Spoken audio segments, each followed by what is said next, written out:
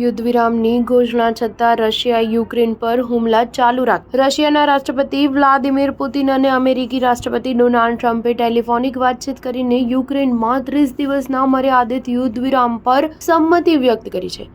આ ઉપરાંત 175 જેટલા યુદ્ધ કેદીઓની સદભાવના સ્વરૂપ અદલાબદલી કરવામાં આવશે। પ્રાપ્ત માહિતી અનુસાર સંઘર્ષ વિરામ દરમિયાન રશિયા અને યુક્રેન એકબીજાના ઉર્જા સંબંધી પાયાના માળખા પર હુમલા કરશે નહીં। ટ્રમ્પે social media platform truth social પર લખ્યું હતું કે રશિયા યુક્રેન એકબીજાના ઉર્જા સંબંધી માળખા પર હુમલા નહીં કરવા તૈયાર થયા છે।